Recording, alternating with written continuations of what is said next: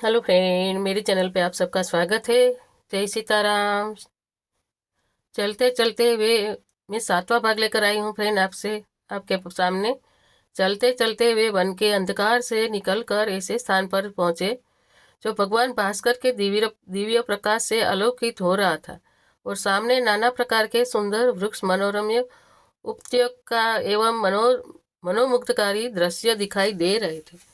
रामचंद्र ने विश्वामित्र जी से पूछा, हे मुनिराज, सामने पर्वत की सुंदर उपत्याओं में हरे हरे वृक्षों की जो भवानी पंक्तियां दृष्टिगत हो रही है,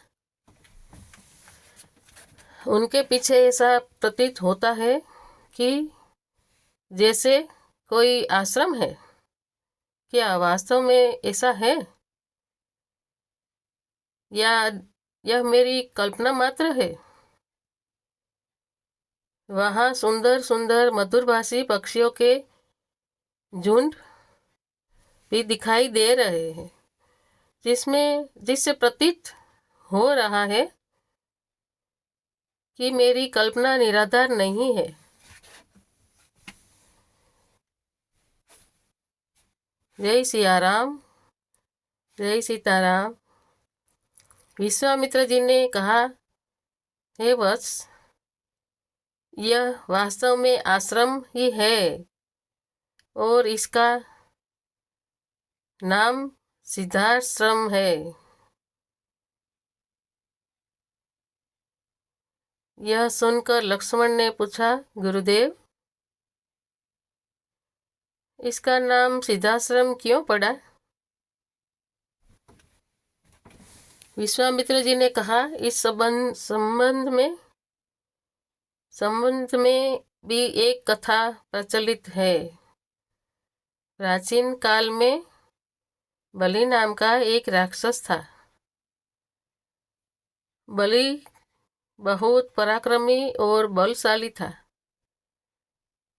और समस्त देवताओं को पराजित कर चुका था। एक बार उसी बलि ने यहाँ पर एक महान यज्ञ का अनुष्ठान किया था। इस यज्ञानुष्ठान से उसकी शक्ति में और भी वृद्धि हो जाने वाली थी। इस बात को विचार करके देवराज इंद्र अत्यंत भयभीत हो गया।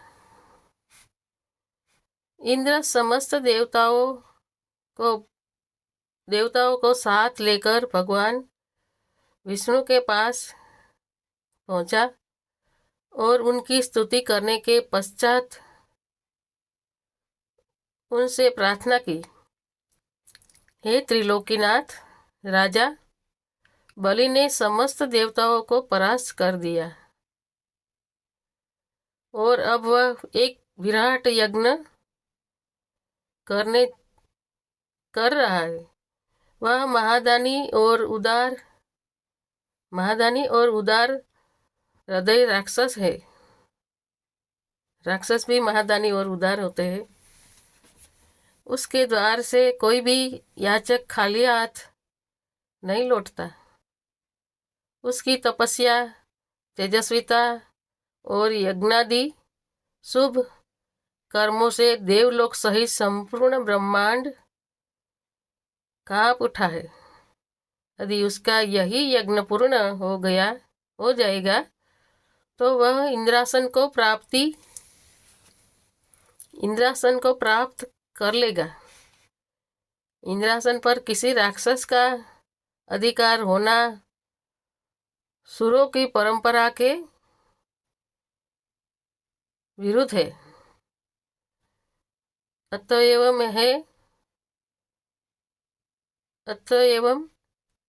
हे लक्ष्मीपति, आपसे प्रार्थना है कि आप कुछ ऐसा उपाय करें कि उसका यज्ञ पूर्ण न हो पाए।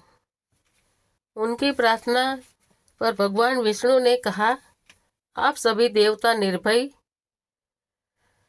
और निश्चित होकर अपने अपने धाम में वापस चले जाइए। आप लोगों का मनोरथ पूर्ण करने के लिए मैं शीघ्र ही उपाय करूँगा। देवताओं के चले जाने के बाद भगवान विष्णु वामन होने का रूप धारण करके ये वहाँ पहुँचे जहाँ पर बलि यज्ञ कर रहा था। इस बोने किंतु परम तेजस्वी ब्राह्मण से राजा बलि अत्यधिक प्रभावित हुए और बोले, विप्रवर, हे विप्रवर, आपका स्वागत है, आज्ञा कीजिए, मैं आपकी क्या सेवा कर सकता हूँ। जय सिया राम, जय सिया राम, जय सिया राम। बलि के इस तरह करने पर वामन रूपधारी भगवान विष्णु ने कहा, राजन, मुझे बैठकर भगवान का भजन करने के लिए सिर्फ 2.5 चरण भूमि की आवश्यकता है।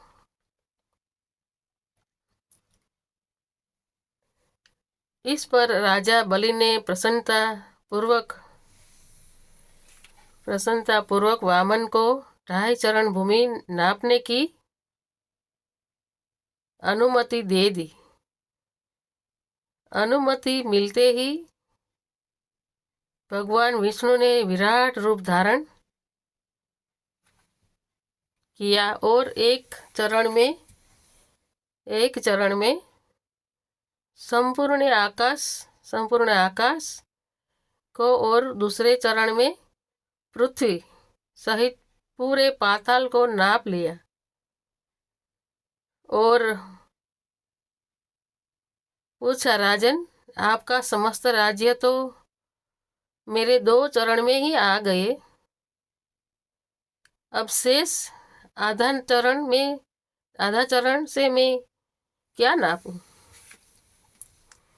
बलि के द्वार से कभी भी कोई याचक खाली हाथ नहीं गया था।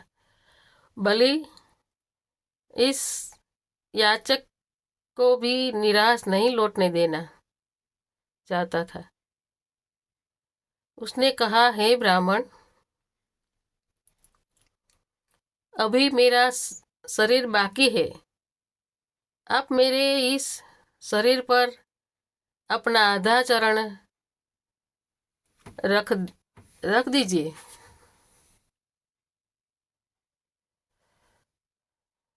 आधा चरण रख दीजिए। इस पर भगवान विष्णु ने बलि को भी अपने आधे चरण में नाप लिया। बलि का यह दान इतना महान था कि बलिदान के नाम से विख्यात हो गया। भगवान विष्णु ने बलि की दानशीलता से प्रसन्न होकर उसे वरदान दिया कि यह स्थान सदा पवित्र माना जाएगा, सिद्धाश्रम कहलाएगा और यहाँ तपस्या करने वाले को शीघ्र ही समस्त सिद्धियाँ प्राप्त होगी। जय सिया राम, जय सिया राम। उसी समय से यह स्थान सिद्धाश्रम के नाम से विख्यात है और बहुत से ऋषि मुनि यहाँ तपस्या करके भक्ति लाभ करते हैं। मेरे स्वयं का आश्रम भी इसी स्थान पर है। मैं यहीं बैठकर अपना राज यज्ञ संपन्न करना चाहता हूँ। जब जब मैंने यज्ञ प्रारंभ किया तब तब राक्षसों ने उसमें बाधा डाली है और उसे कभी पूर्ण नहीं होने दिया। अब तुम आ गए हो और मैं निश्चिंत होकर यज्ञ पूरा कर सकता पूरा कर पूरा कर सकूंगा।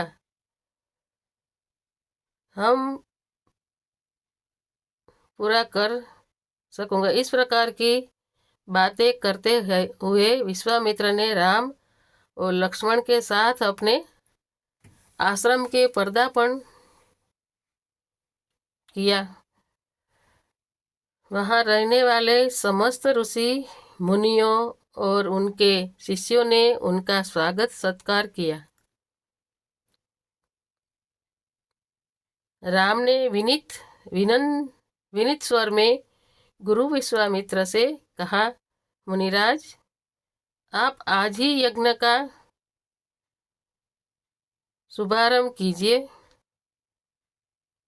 मैं आपको विश्वास दिलाता हूँ कि मैं आपके यज्ञ की रक्षा करते हुए इस पवित्र प्रदेश को राक्षसों से मुक्त कर दूंगा।